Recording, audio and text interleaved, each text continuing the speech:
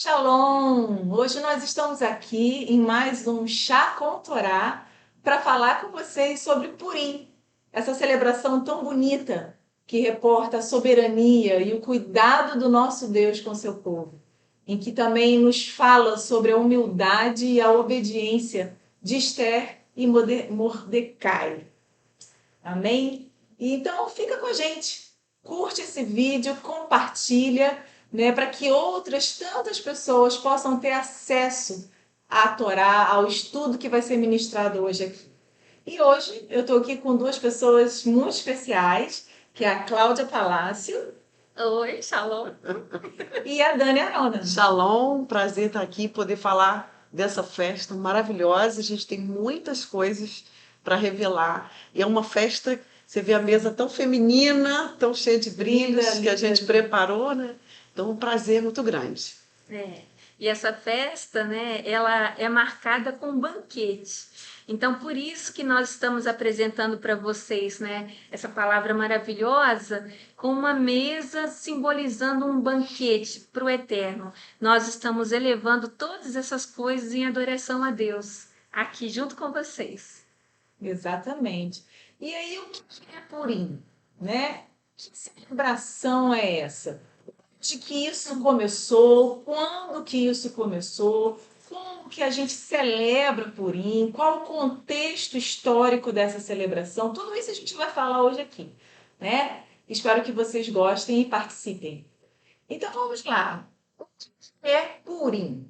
Né? Purim, na verdade, é uma celebração onde nós comemoramos a vitória do povo judeu, onde nós comemoramos, onde nós celebramos, né, a derrota do inimigo do povo de Deus, onde havia todo um plano arquitetado para o extermínio do povo judeu, né, em que o Eterno, de uma forma, né, não expressa, não de uma forma sobrenatural, mas nas entrelinhas do livro de Esther, né, da Megilá Esther, a gente vê o Eterno agindo, o Eterno movendo cada peça do quebra-cabeça, né, para resguardar e para salvar o seu povo.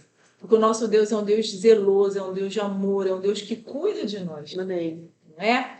E aí, quando que surgiu Purim? Né? Se a gente for buscar lá no livro de Êxodo 23, onde o Eterno designou os tempos, né, em que o seu povo deveria celebrar as suas festas, a gente não vê Purim. Né? Por que a gente não vê Purim em Êxodo 23? Porque Purim ele surgiu de um determinado fato histórico que aconteceu no século IV, por volta do ano 4800 e... Me lembra aí, Dani? No ano 485, 465. Tem variações de acordo com algumas fontes, mas é mais ou menos isso, final do século IV. Isso. E é esse fato histórico, né, que aconteceu muito depois de Êxodo 23, é que dá origem a essa celebração, a essa festa que está descrita aqui, na Torá, né, na Megilá, no rolo de Esther. Na verdade, o que a gente queria aqui era poder estar lendo com vocês toda a história do livro de Esther, mas vai ficar um pouco cansativo, vai demorar muito, então a gente resolveu fazer um resuminho, né, sobre o livro de Esther para quem ainda não leu ou para quem leu, mas esqueceu algumas coisas. E a gente vai colocar aqui na tela para que você possa acompanhar com a gente o resumo do livro de Esther. Bom, o livro de Esther, ele possui 10 capítulos, e nesses 10 capítulos é descrito a salvação do povo judeu do extermínio pelo Império Medo-Persa. O Império Medo-Persa, ele assumiu a potência depois da Babilônia, né? A Dani depois vai falar um pouquinho sobre né? Momento histórico. Como que Israel estava dividido em 2 reinos, como foi conquistado. E o momento em que surge a festa de Purim era um momento em que Israel estava subjugado ao Império Medo-Persa. Né? E era um império poderosíssimo que a Torá diz que eles tinham o domínio de 127 províncias. Na ocasião, 127 províncias, que a gente hoje vê que são em torno de 20 países hoje, no mundo moderno, né? Mas um espaço, a gente vai falar também de onde até o tamanho do império, mas eram muito Muito poderosos. extenso. Sim. E aí o rei do Império Medo-Persa, que era o rei Assuero, ele marca 2 grandes banquetes, né? O livro vai descrever isso, para poder mostrar, né, aos oficiais, a toda aquela população daquelas províncias, as suas riquezas, Seu o seu poder, né? Para arquitetar também sobre a questão do domínio, né, que o Império Grego já estava emergindo, né, e todas aquelas Disputas disputas de poder na que ocasião. existiam. E a Torá diz que foram 180 dias de banquete, né? 6 meses comendo, bebendo muito vinho, e em determinado momento em que já estava bem alegre, né? O rei manda que a rainha Vasti, que estava celebrando um banquete com as mulheres, adentre no palácio onde estava havendo aquele banquete entre os homens. E interessante que eu já vi alguns comentários, né, de pessoas que às vezes não entendem ou não conhecem a cultura judaica e acham que foi uma coisa assim belíssima, né? Uma honra ele chamar a sua esposa para que ela fosse exibida, algo muito até romântico, para que ela fosse exibida no meio do banquete que o rei fazia. Mas quando a gente vai entender a cultura judaica, quando a gente vai estudar a história, a gente vê que não tem nada de romântico, né? Na verdade, Uma exposição. os sábios, né, que a convocação era para que ela desfilasse somente de coroa, né, nua. Nua. A lei oral vai dizer, né? Exato. E isso foi uma afronta para Vasti, que se recusou a acatar a ordem do rei, e por conta disso ela foi afastada da posição de rainha, e não só isso, ela foi executada, né? Nós não encontramos isso no texto das Da edições, Torá, sim. dizendo que ela foi executada, mas a gente tem, né? Ele na- quando ele Talmud, foi na- rejeitado, né? Porque eram a última festa, os 7 dias de festa, que inclusive todo o povo humilde também participou. Ele ficou muito, muito irado com ela, por causa da desobediência dela, e se aconselhou, né, com os seus sábios e vieram com essa ideia de destituir a rainha Vasti do posto dela. Então, ela foi penalizada perdendo o posto, e a cultura judaica diz que ela foi executada por causa dessa desobediência dela. Mas também tem uma corrente que diz que ela não foi porque eles estavam tão alcoolizados que ela achou também uma afronta, porque ela era descendente de Nabucodonosor. Então, ela se sentiu ali desonrada também. É uma possibilidade. Sim, sim.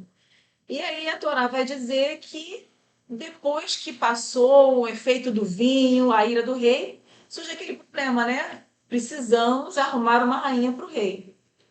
E o que se faz, né? Resolve-se convocar todas as moças belas e virgens de todas aquelas 127 províncias para que viessem ao palácio para se serem submetidas durante um ano, né, a um tratamento de beleza, ao adorno. E interessante que às vezes as pessoas pensam assim, poxa, mas um ano é muito tempo, né? É muita beleza durante um ano, mas o objetivo não era só o adorno, o objetivo era que também nesse período de um ano verificasse se as moças não tinham nenhuma doença, porque se ela tivesse, nesse período de um ano, isso já seria manifestado. Então, esses eram os 2 motivos para que justificavam esse período de um ano em que as moças ficariam no harém, sendo cuidadas e embelezadas, até que se apresentassem diante do rei. E é interessante que quando a gente traz isso para a nossa realidade espiritual, a gente entende que não só no mundo físico, como no espiritual também. A gente não pode entrar na presença do rei de qualquer jeito, Amém. né? Para que a gente esteja na presença do rei, a gente tem que ser adornada, a gente tem que estar santa, pura, né? Perfeita aos olhos do Eterno. O livro tem muitos códigos, Sim. muitos ensinamentos, né? A gente vê até agora falando sobre esse período de preparação para estar na presença do rei. E como a pastora Ana acabou de falar, a gente não pode se apresentar de qualquer jeito diante de um rei. E muitas vezes a gente realmente não entende que tem uma fala que eu gosto muito aqui do Roxo Alexandre, que o lugar santíssimo, né, o véu se rompe, mas esse lugar continua sendo um lugar santíssimo. Então eu preciso me apresentar diante do Eterno em santidade. Não é de qualquer maneira, né? E o Eterno está preparando a noiva do Cordeiro, né? E essa noiva está se ataviando, está se adornando, se preparando nesse período aí que antecede as bodas. Exato. E aí a Torá vai dizer que Esther é escolhida, né? A órfã judia que foi adotada pelo seu primo Mordecai. Ela é escolhida, ela então substitui Vasti na posição de rainha do Império Medo-Persa, mas ela não se contamina com a idolatria e com o paganismo do palácio.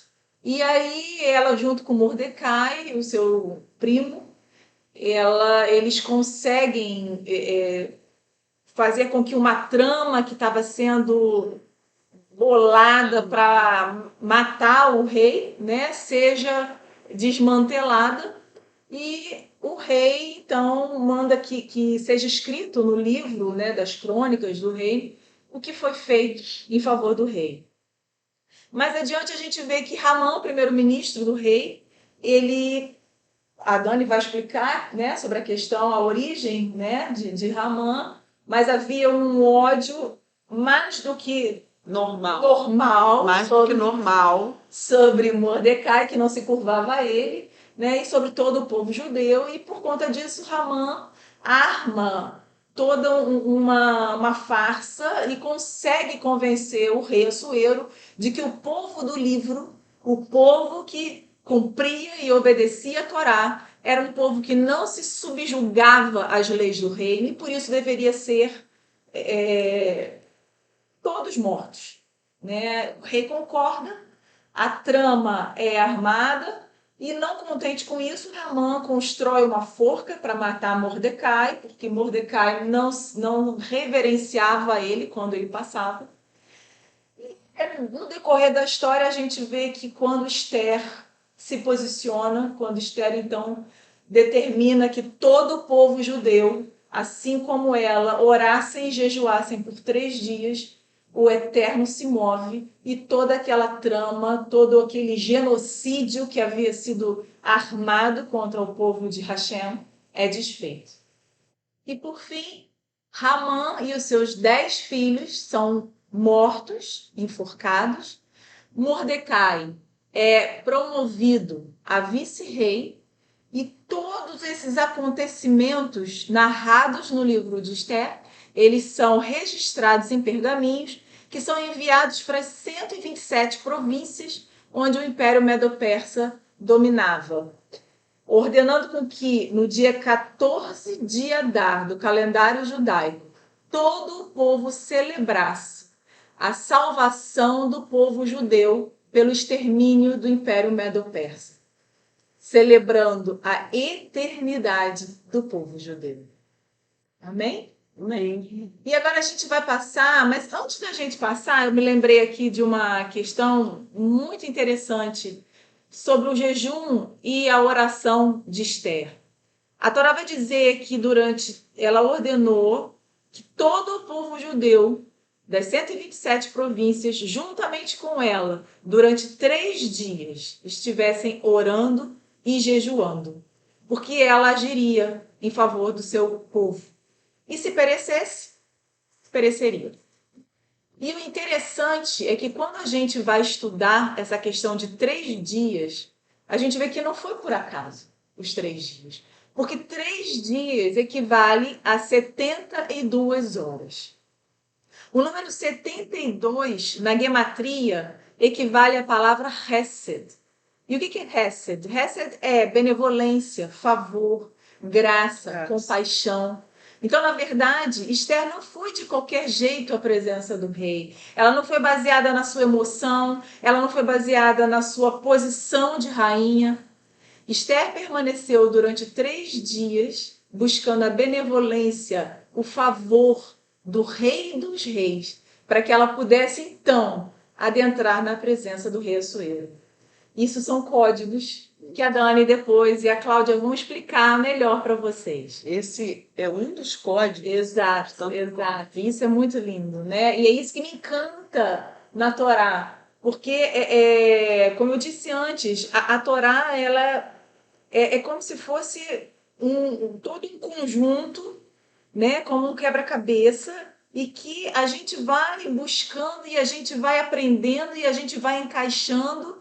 E aí a gente vê que né, a Torá diz: buscar-me-eis e me achareis quando me buscardes de todo o coração. Né? À medida que a gente se dedica ao estudo, à medida que a gente busca conhecer a verdade, à medida que a gente vai na Torá, na cultura judaica, né, que a gente se aprofunda, o Eterno vai se revelando mais e mais, e a gente vê que nada é por acaso, que nada aconteceu simplesmente por acontecer. Tudo tinha um propósito, tudo tinha um porquê. Né? Mas é questão histórica, Dani, me fala aí. Qual o contexto, qual o pano de fundo da celebração de Purim? Uma das coisas, antes até da gente entrar na questão histórica propriamente, em que pedaço da história aconteceu tudo isso, né? Falando da questão dos códigos, na linguagem bíblica, né, o nome Esther vai significar oculto. E nós vamos ver muitas mensagens ocultas em toda a história. Né? Você já trouxe, por exemplo, a gente está aprendendo a pensar a cabeça como pensa o judeu, que lê e que tem um número e que tem um significado, são formas de estudar a Torá. Né? Eu me lembro de Yeshua, agora eu me lembrei, ele, quando vão atrás dele para saber o que ele estava explicando quando ele fala da parábola do semeador, e alguns vão atrás querendo entender melhor, e ele diz, né, que aquela revelação não era para todos, mas aquele grupo que foi buscar a revelação, eles entenderam melhor aquela explicação da parábola. E hoje não é diferente quando a gente busca viver essa restauração e essa jornada do chá com Torá em falar para mulheres e falar das festas, é porque nós estamos vivendo essa busca de procurar o que está escondido, que não é para todos, mas como nesse livro que se revelam tantas coisas, né? A questão dos dias, o significado desses dias de buscar e de jejum, como outros códigos, a própria revelação. Primeiro está oculto que ela era judia, porque o Eterno preparou o momento certo para que ela se revelasse e pudesse trazer libertação ao povo. E a gente vai ver outras pessoas que foram levadas, inclusive, nesse papel, passaram processos dificílimos e foram levados a um papel de autoridade. E que, por meio desta pessoa, o Eterno trouxe libertação, livramento para o seu povo. Também não é diferente observar que o livro não aponta o nome do Eterno, nem o templo, nem faz menção do templo em Jerusalém. E nós vamos ver que foi num período de retorno do exílio, onde está sendo reconstruído o templo. Vou mostrar aqui nesse recorte do tempo. Nós vemos que, ainda que o Eterno não tenha o seu nome no livro escrito, é um livro escrito em prosa, é quase que um livro histórico, mas você vê o Eterno cuidando do seu povo nas situações que se apresentam, até irônicas algumas vezes, né? Como eu falei aqui já, uma situação de Ramã que deseja e prepara, arquiteta um plano para a morte de Mordecai, e esse plano então se vira contra ele. Então, são situações que nós vamos ver a mão do Eterno guardando o seu povo. Como não é na nossa vida, muitas vezes, que nós estamos passando situações difíceis, que clamamos ao Eterno, e parece que existe um silêncio. O Eterno está oculto, mas ele está trabalhando para o seu povo. Então, são muitas as revelações desse livro. Se a gente for falar a questão histórica, o livro foi no período, então, do governo do Império Persa. A gente vai ver a história no período de Moisés, né, o faraó.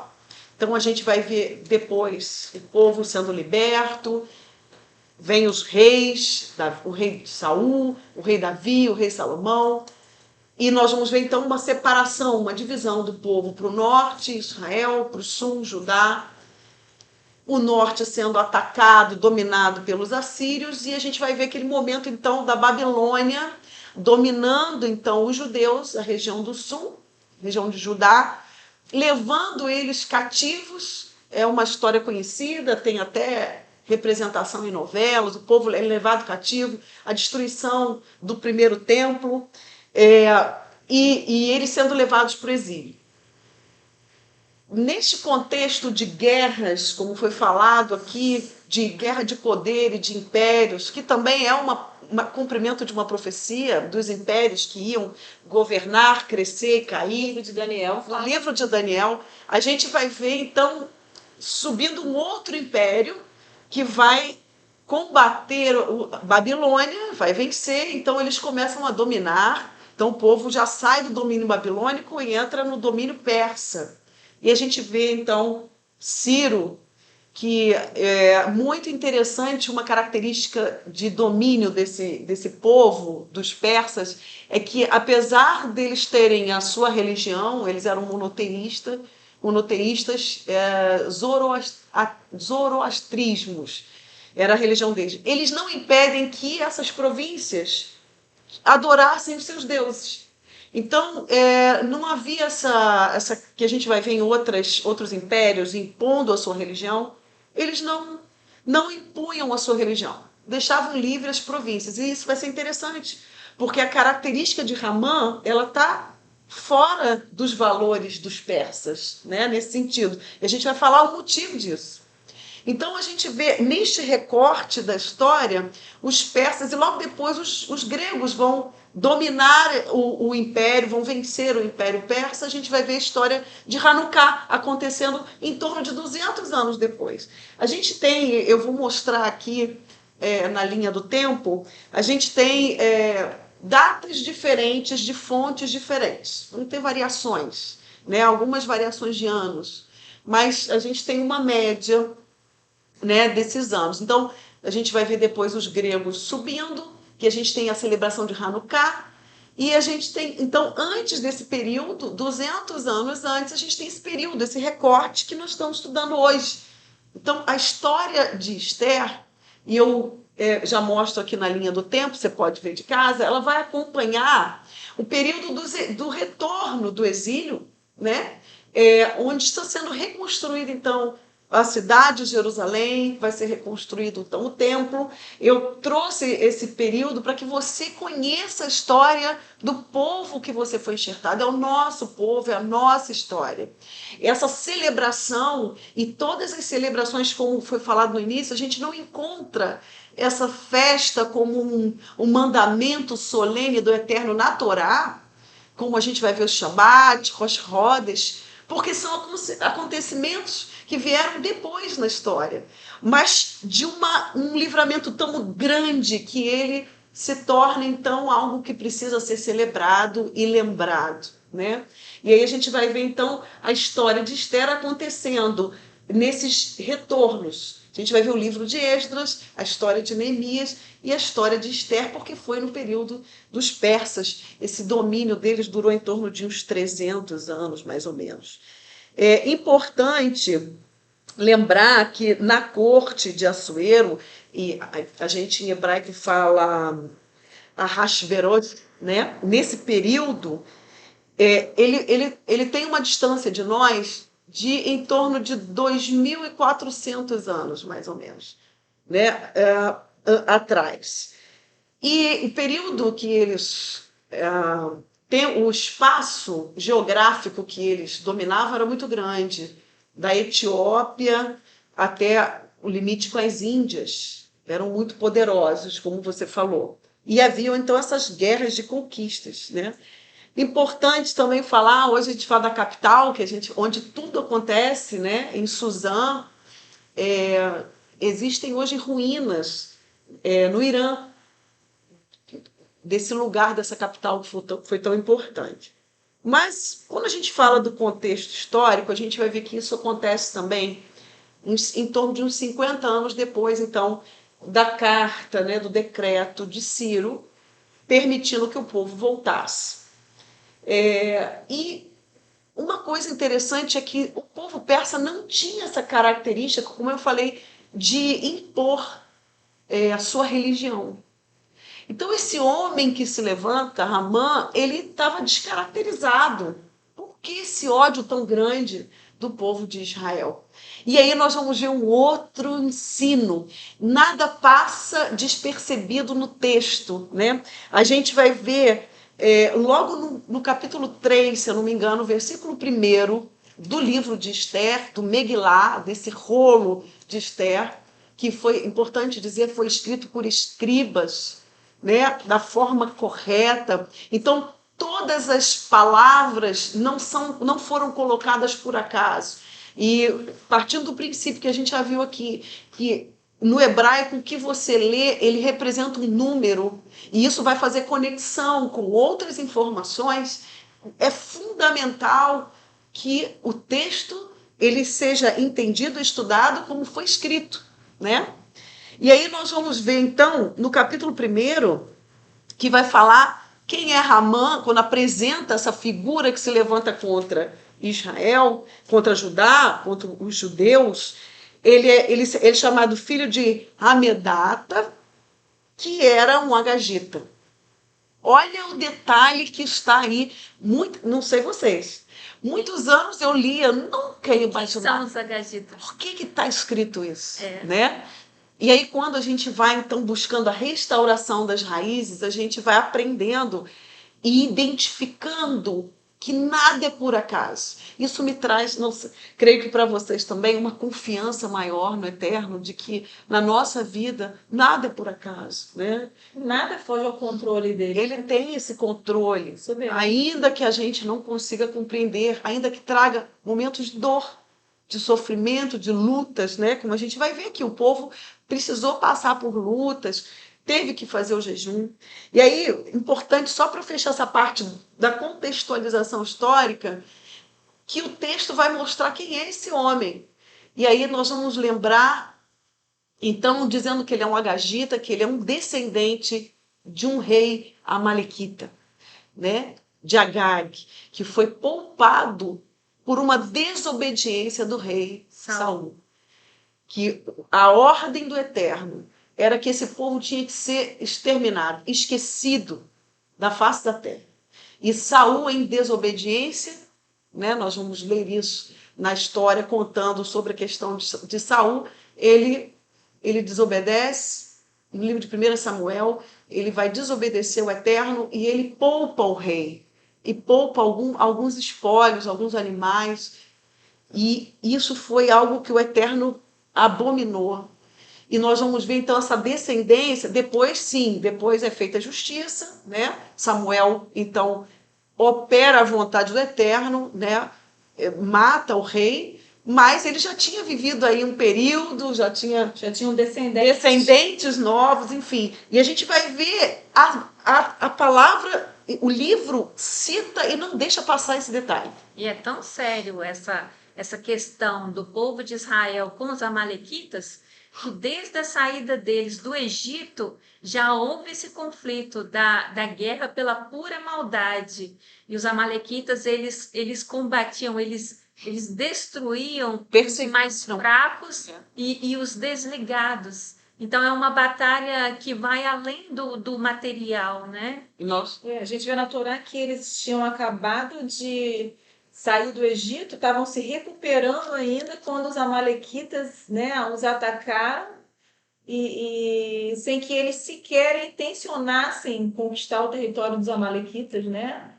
Foi, E é tão espiritual essa sim, guerra, essa batalha, que Moisés, Moshe, ele, enquanto ele mantinha os braços erguidos, o Israel prevalecia. E quando ele baixava as mãos por cansaço, os amalequitas prevaleciam. Amém. Uma coisa que é importante, então, sinalizar é essa intolerância, esse ódio, então, de Ramã, Ramã tem um fundamento, uma explicação, e veio por meio de uma desobediência.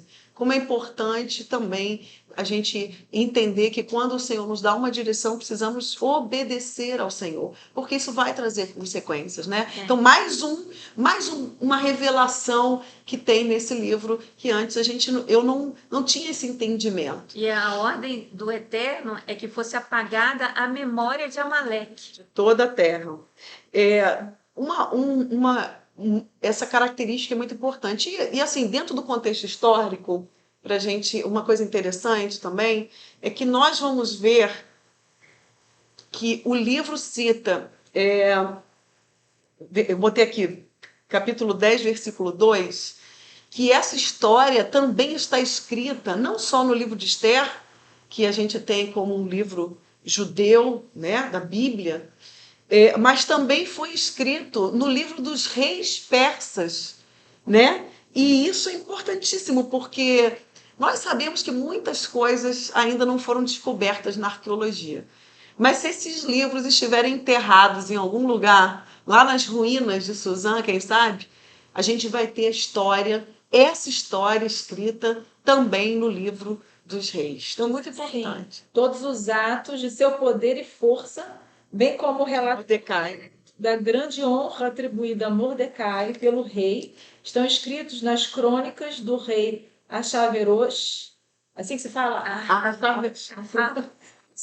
Veroz. Rashi, Veroz, Assuero, Xerxes, em grego. Homem entre os judeus, né? Perdão, pulei aqui. A grande honra atribuída a Mordecai pelo rei estão escritos nas crônicas dos reis da Média e da Pérsia. Isso comprova que a Torá, tudo que está descrito aqui é verídico, né? Sim. Porque muitas pessoas leem e acham que é só um conto de fadas, né? Vamos dizer assim, que história romântica, que lindo, né? Mas não acredita na veracidade total, né? Quando E está escrito essa aqui. história ela é tão fundamentada na memória dos povos, porque ela há tanta carta que ordenava que os povos eliminassem criança, mulheres, idosos, homens, toda a raça de judeus. As mesmas cartas que circularam nas 127 províncias, elas depois foram substituídas por cartas que diziam que os judeus poderiam sim resistir e atacar todo aquele que se levantasse contra eles. E isso causou medo entre os povos. Só que vai além, né, gente? Não é só material. Esse medo que sentiram do povo não é algo assim explicável, porque o povo estava dividido e fragilizado em todas essas províncias. Não era um povo forte, era um povo subjugado. Só que os povos sentiram medo. E nessa época, muitos se diziam judeus por pavor. E quando houve o tempo determinado, os judeus reagiram e num dia eles eliminaram muitos e muitos inimigos. E no dia seguinte, né, que Esther pediu uma nova reação dos judeus, pediu autorização ao rei Ahasverosh, e ele concedeu. Foram eliminados mais 300 em Suzã. No dia anterior foram 500. E nas outras províncias, milhares. Muitos. Antes da gente até passar já para o próximo tópico aqui desse momento, de dividir com você essa tal festa de Purim, né? E a gente vai falar mais alguns aspectos.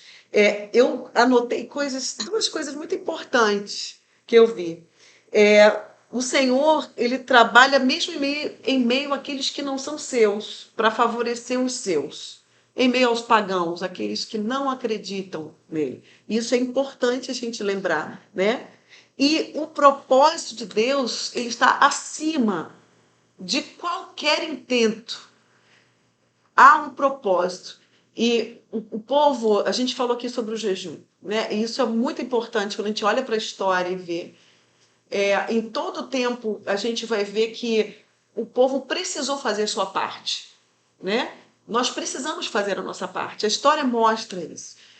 Eu me afastei, tive momentos de dificuldade, se levantam os inimigos, mas eu preciso fazer a minha parte, eu preciso buscar a vontade do Eterno, como fazer, e aí sim eu vou ver o livramento e a mão de Deus. Então, essa parte histórica a gente, acho que nesse recorte a gente consegue enxergar isso com clareza. É verdade. Mas, assim, é importante a gente deixar bem claro quem deve celebrar Purim, né?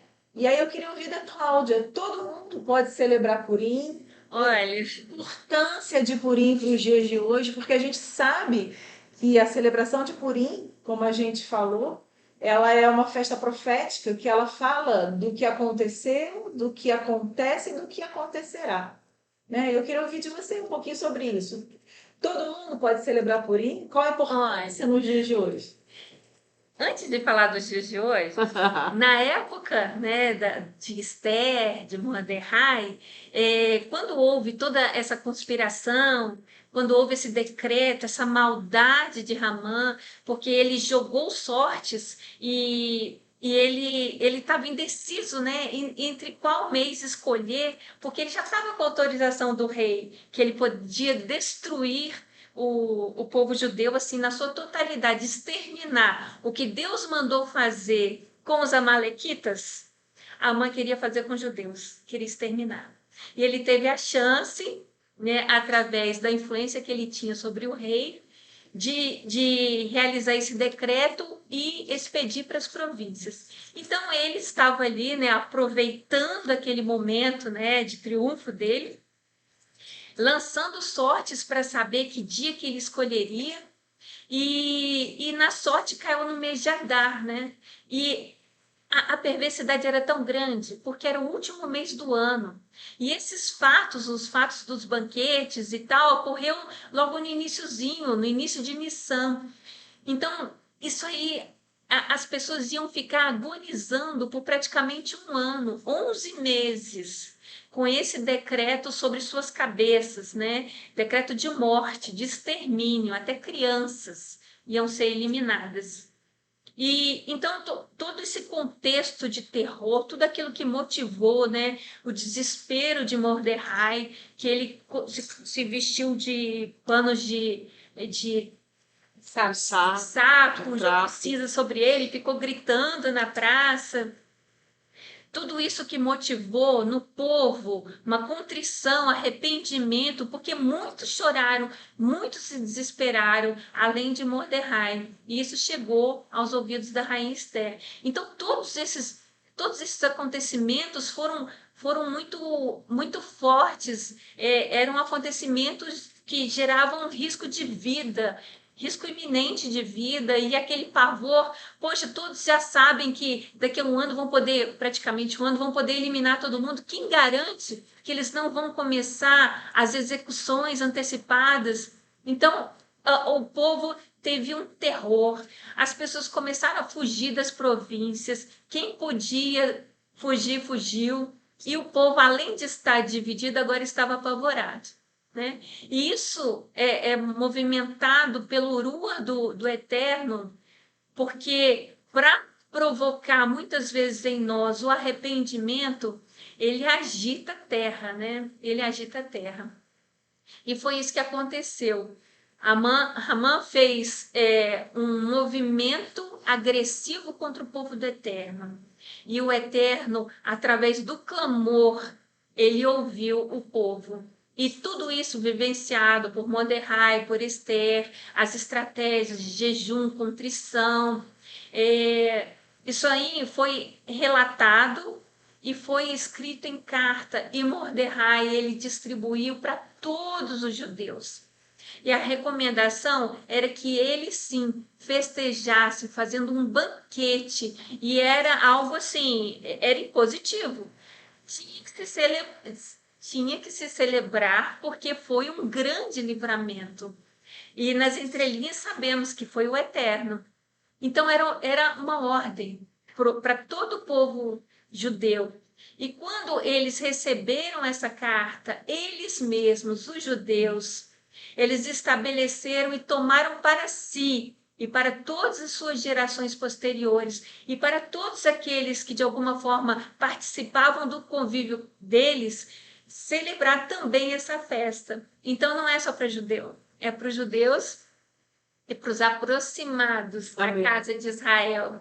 Né? São os prosélitos, os convertidos, os amigos. Sim, é uma celebração de livramento, de vida, Amém. de mudança de Sorte. de sorte. Mudança de sorte. Mudança de Purim. E hoje, a importância de nós vivenciarmos novamente esse fato é para nós lembrarmos de que estamos espalhados e misturados entre vários povos, mas nós não somos como todos os povos, nós somos povo do Eterno. E o povo do Eterno, ele tem uma lei própria.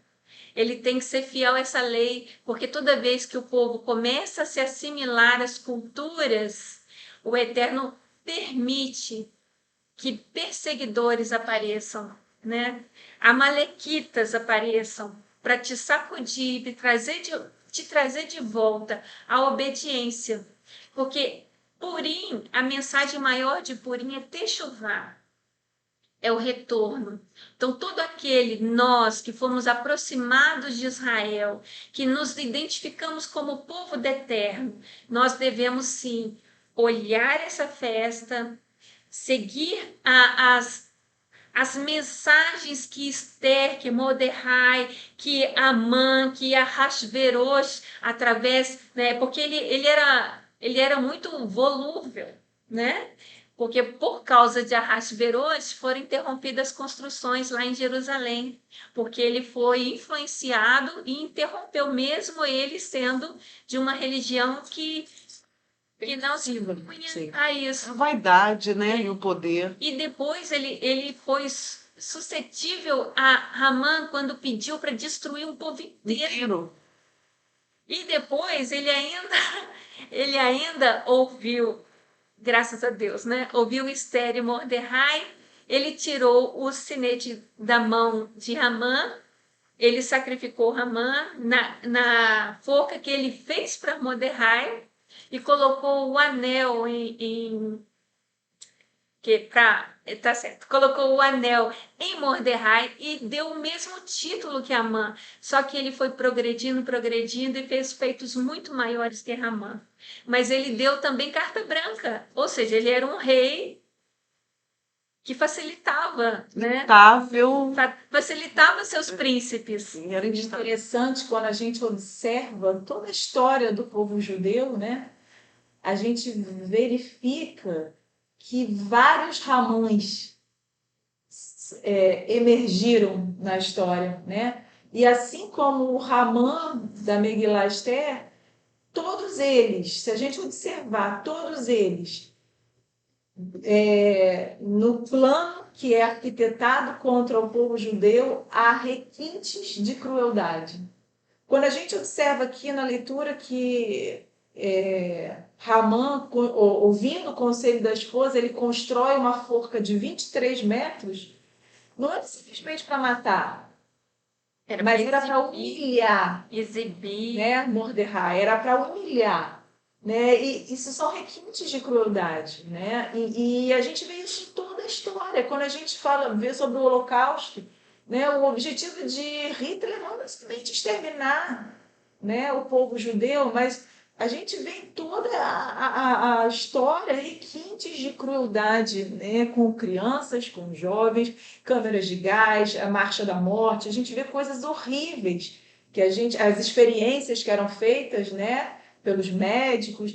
E hoje, atualmente, quando a gente vê o noticiário, a gente vê o Hamas, né, um outro Hamã querendo exterminar o povo judeu, e a gente vê requintes de crueldade, né, crianças colocadas em fornos, mulheres sendo abusadas, enfim, a história se repete. né? Os Ramãs têm nomes diferentes, mas a história é a mesma. O espírito maligno. O espírito que está por trás. Você falou uma coisa que me lembrou, por que está também o detalhe do tamanho, a altura da forca. Né? Eu estava lendo que isso vai impactar, nós vamos trazer a cereja do bolo no final, uma revelação profética do livro de Esther, mas eu me lembrei, que eu não vou falar agora, mas está relacionado, a forca, quando ela é curta, ela mata. Olha que coisa perversa. Estamos falando de perversão. Estamos falando do mal e dos livramentos que o nosso Deus nos dá. Tem pessoas que estão passando por aflições nesse momento, momentos terríveis de pavor, de desespero. A forca, quando ela é mais curta, a pessoa morre mais rápido, porque quebra o pescoço. Olha isso. E você vai ver que o texto dá o tamanho da forca. Ela era muito comprida, porque a pessoa demorava mais a morrer. Morre por asfixia. Olha como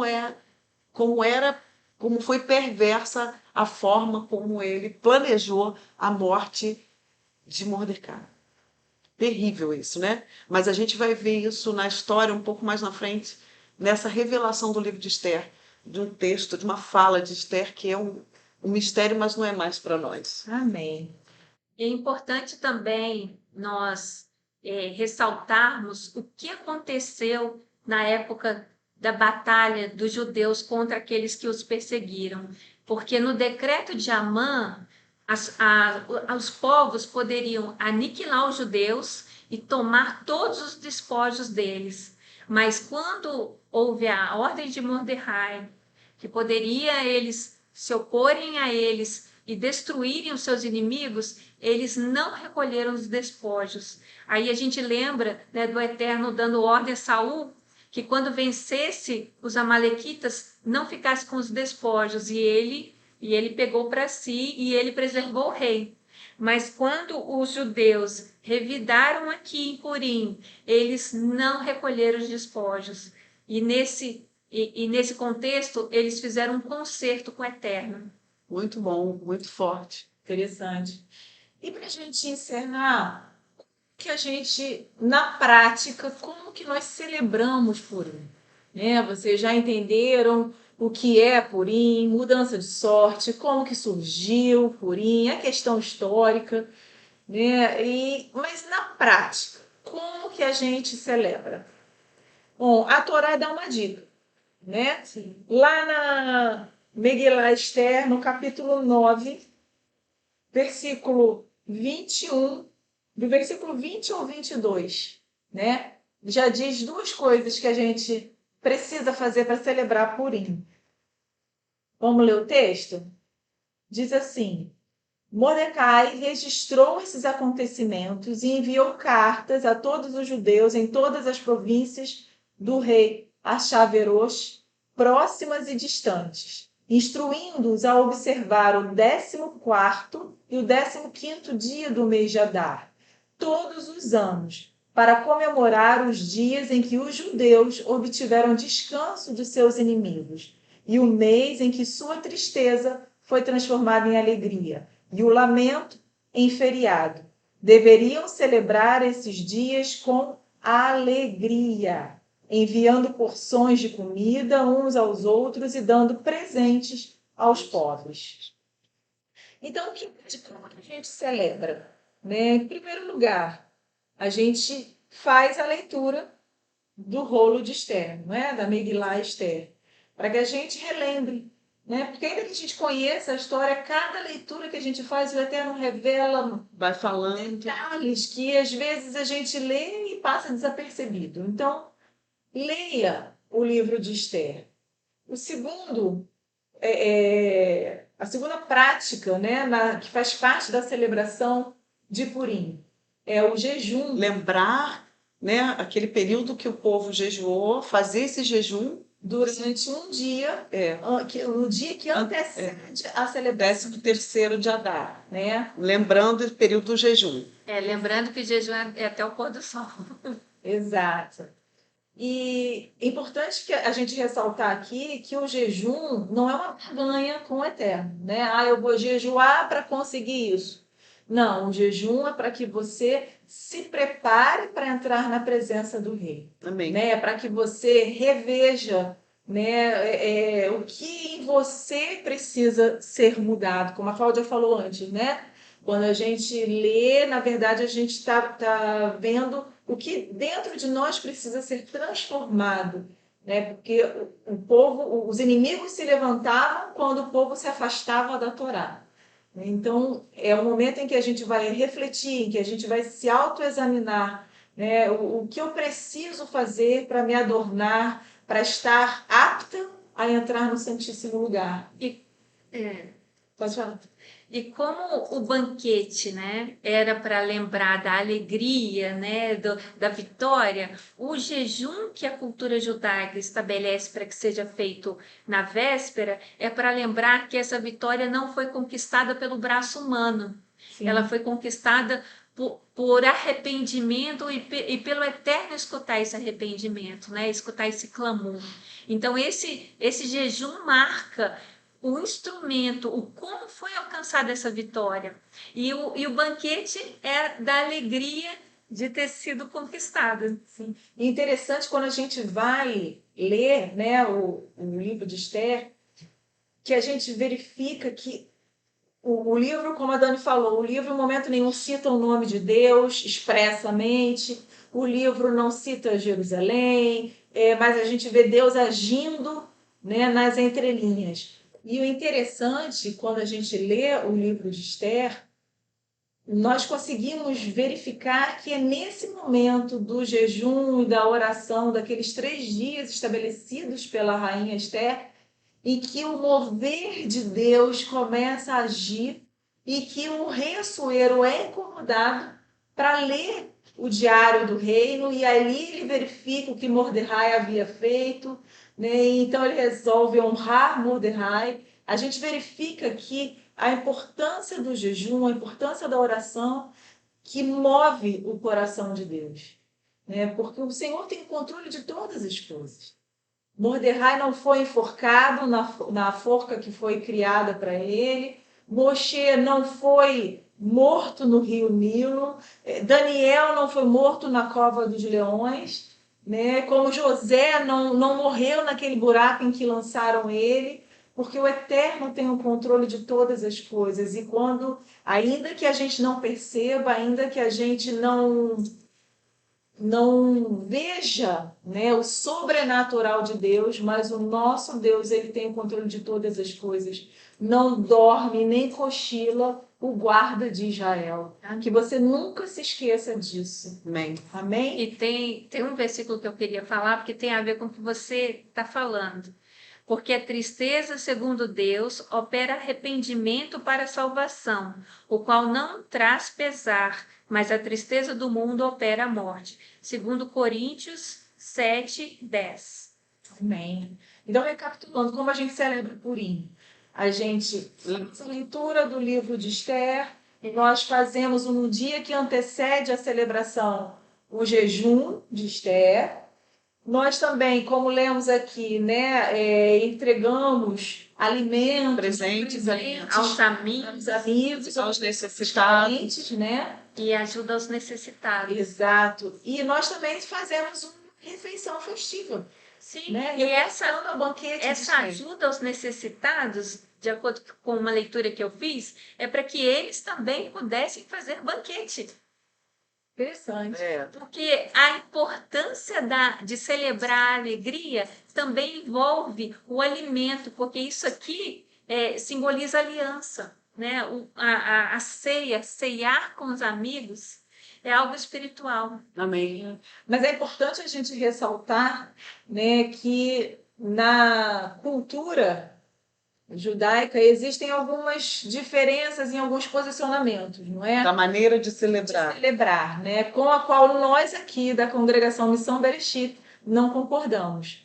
Então a gente achou interessante colocar isso aqui, porque às vezes você pode assistir algum outro vídeo, você pode, né, ler em algum outro lugar e se questionar, mas isso acontece, né? Será que isso não está contra o que a Torá nos ensina? Que coisas são essas? É o uso de fantasias, né? Isso foi um costume que começou, se não me falha a memória, na Itália, no século XVI, em que pessoas, durante a celebração de Purim, usam fantasias.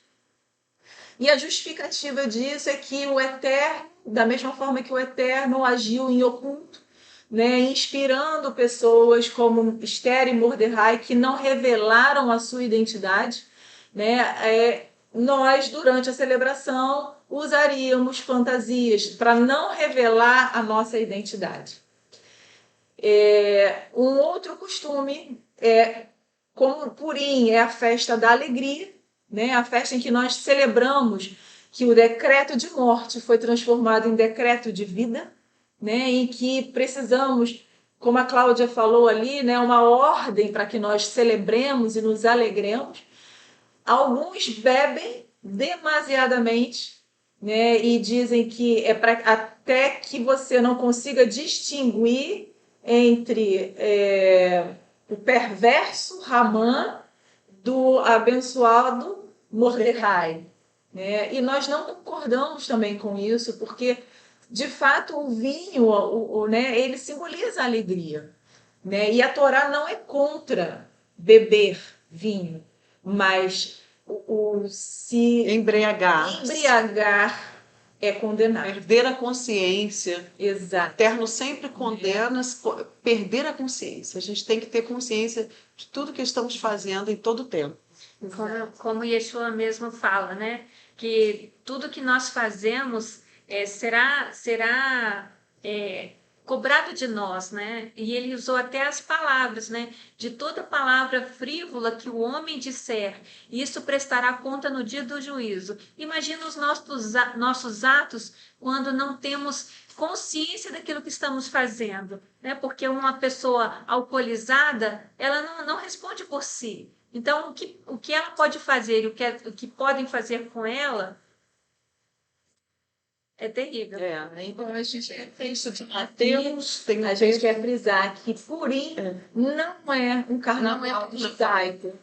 Não. Amém? Como diz lá no texto de Marcos, eu anotei aqui 7,13. Mediante a tradição de homens, anula-se a palavra de Deus. Então, que a gente fique bem atento a isso. É importante, a gente vai ver no Novo Testamento, na Brit Hadashah, Paulo vai falar que as tradições boas, aquilo que reforça a Torá, que vai trazer um embelezamento, é um termo que nós usamos muito aqui, aquilo que é santo, aquilo que está de acordo com a lei de Deus, são boas essas tradições. Que embelezam o mandamento. E aí, que vão embelezar o mandamento. Porém, a gente vê nesta situação chamando a atenção para aquilo que é contra, que vai contra os ensinos da Torá. Porque muitos dizem que toda essa punição que veio sobre o povo foi porque ele fez parte dos banquetes de Ahasverosh e da bebedice desses banquetes. Encerrar, né? A gente tem um slide aqui. Vamos falar, então, para a gente encerrar, os créditos finais, uma grande revelação que se cumpriu, uma profecia que se cumpriu agora nos nossos dias. Bom, como prometido, a gente está finalizando esse estudo sobre Purim. E eu até coloquei um título, né? Um pedido profético de Esther. A gente vai ler no texto de Esther, no versículo 9, no capítulo 9, versículo 13, um pedido estranho. Então, como Cláudia já bem colocou, já foi falado, o povo então consegue se defender e os filhos de Ramã e Ramã são mortos. E o rei, então, nesse versículo coloca para Esther, então, olha, o que você mais deseja? Dá a ela essa oportunidade. Aí a gente fala que o livro é irônico porque foi a cereja do bolo. E aí ela faz um pedido que, lendo, a gente não consegue entender. Então ela pede que amanhã que os filhos de Ramã fossem enforcados, que tivesse mais, como a Cláudia já citou, mais um tempo para que eles continuassem se defendendo e que os filhos de Ramã fossem enforcados. Ora, eles já haviam sido mortos naquele dia. Por que então ela pede isso? E aí nós vamos ver que esse amanhã, o significado desse amanhã, ele era profético. Não era para aquele tempo, apesar de ter sido feito como ela pediu. Eles foram, então, seus corpos foram enforcados. O que isso significou? O que isso significou e o que traz para a gente hoje? Esse primeiro slide eu mostro a fonte, onde eu vou mostrar para você algo tremendo no texto, porque quando é citada a morte dos filhos de Ramã, eles são citados em sequência. Eu coloquei de laranjinha, você pode ver em português, do versículo, começa no versículo 7, vai até o 10. Eles são citados e eu faço um pontinho em 3 nomes e eu vou mostrar para você. Eu coloquei o texto, esse texto eu tirei, que está escrito em hebraico, no Tanar, né? No livro, então, que tem para nós o entendimento em português, o livro que tem o que a gente chama de Antigo Testamento, mas é o Tanar, tá? O texto em hebraico, o texto em português. No próximo slide agora, eu vou mostrar para vocês, eu mostrei a fonte, e agora eu vou mostrar a imagem dos nomes e o segredo, o código por trás de tudo isso. Então, a gente vai ver, na sequência dos nomes dos filhos de Ramã, nós temos, no primeiro nome, Parsandata, nós temos uma letra diminuída. E aqui nós vamos entender como se lê, uma das formas de se estudar a Torá e se estudar os livros, os escritos. O livro de Esther é um escrito, né? É um ketuvim. E a gente vai ter, então, lá, no primeiro nome, uma letra diminuída. Essa é uma das formas de entender que há uma mensagem por trás. Então, no primeiro nome, a gente tem o Tav diminuído com o valor de 400, é o seu valor numérico. Nós vamos ver no sétimo nome, no Parmasta, nós vamos ver também uma letra diminuída, que é o Shin. E o seu valor é de 300. Essa letra tem o valor 300. São as letras diminuídas. E nós vamos ver no 10º nome, né, do filho, que é o Vaisata, o 10º. Vamos ver 2 códigos. A primeira letra, que é o Vav, aumentada, né, do tamanho original das outras letras. E nós vamos ver o Zain diminuído. O Vav tem o valor de 6 e o Zain, que também é diminuído, tem o valor de 7. Agora, olha que tremendo. Os sábios estudiosos que já sabem ler esses códigos, eles nos mostram que as 3 letras diminuídas, elas têm um valor de gematria de 707. Mas tem uma grande nessa sequência dos nomes. E aí eles nos ensinam que essa letra Vav aumentada, ela simboliza, ela representa o milênio da mensagem que estava ali, o 6º milênio. E nós vamos ver que o somatório das diminuídas dá 707. Então, no 6º milênio, juntando com essa soma dos números diminuídos, vai dar o ano 5.707 do calendário judaico. 5.000 de 6º milênio, 707 das letras diminuídas.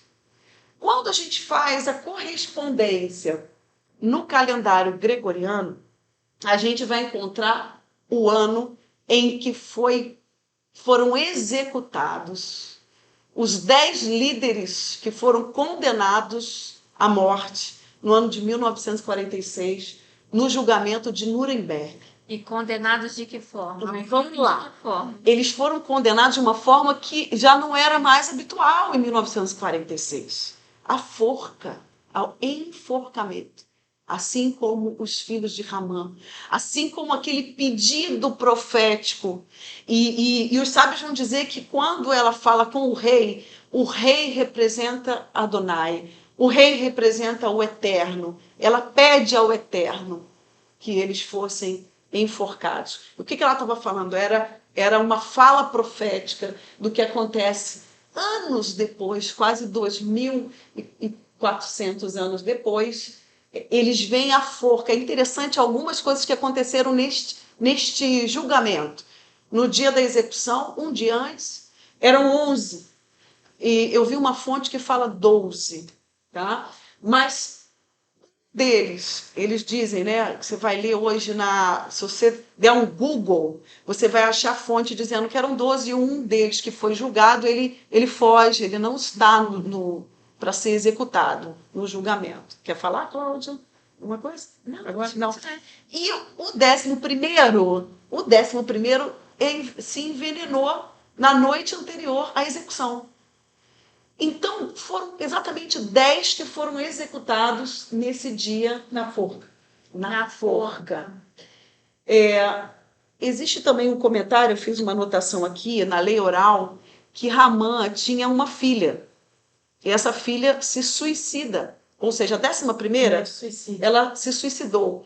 Então, ela também cometeu esse suicídio que a gente vai ver com esse 11º, que foi julgado para ser executado, né? E aí, essa relação, nós vamos ver aí, então, um acontecimento que tinha a ver com aquele amanhã Teve de um muitos paralelo, anos. né? Esse paralelo, Aconteceu. muitos anos depois, né? Esse amanhã profético. E num momento muito característico, porque o que aconteceu em Purim, o que deveria ter acontecido em Purim seria um holocausto, um extermínio. Sim. E na época do holocausto, houve o extermínio de milhões de judeus. 6 milhões, né? Essa revelação tremenda do livro de Esther, nós não teríamos acesso se nós não estivéssemos buscando conhecimento e restaurando as nossas raízes. O último slide, que a gente termina, então, esse acréscimo de revelação, eu achei muito importante colocar, porque um dos líderes que foi condenado, um dos nazistas condenados nesse dia de julgamento, na hora de sua execução, eu coloquei aqui o texto que fala, o artigo que fala isso, né, da ocasião, da época. Na hora que recebeu Quando ele vai ser enforcado, né, ele então ele fala duas coisas. Ele dá o grito Heil Hitler, né, o grito deles, oficial, mas em seguida ele diz: esta é a festa de Purim de 1946. Ele faz menção a Purim nesse dia do enforcamento dele. Porque os nazistas estudavam sobre Eles tinham conhecimento Sim. que hoje no cristianismo a gente não tem entendimento dessas questões, porque essa restauração está levando a gente a descobrir, a entender coisas e as conexões, e eles tinham entendimento disso. E ele sabia o que estava acontecendo com ele naquele dia. Então, eu achei muito importante, trouxe a imagem dele, esse é o momento dele no julgamento, mas depois, na execução, ele reconhece essa data. E nós temos que resgatar, sim, essa cultura que nos foi tirada, a cultura judaica, porque aos judeus o Eterno deu os seus oráculos. Então, a eles foram centenas e centenas de anos de estudo, de dedicação, de debates, para que nós pudéssemos conhecer dos mistérios do Eterno. Sim. Só que muitos não sabem, né? Muitos de nós desconhecem essas palavras maravilhosas, mas o inimigo conhece. Né? O inimigo, ele não perde oportunidade de conhecer a quem ele quer atacar. E nós, como servos do Altíssimo, nós temos que nos debruçar e aprender com os nossos irmãos. Qual é a boa e agradável vontade do Eterno? Que é satisfazer a vontade dele, obedecer seus mandamentos, viver segundo aquilo que ele prescreveu para que nós vivêssemos. É isso que o Eterno quer. até para que estejamos atentos aos tempos. Amém. Amém? Sim. E Purim é um desses tempos. Certo. Então, Hag Purim Sameach. Purim Sameach. Hag Purim Sameach.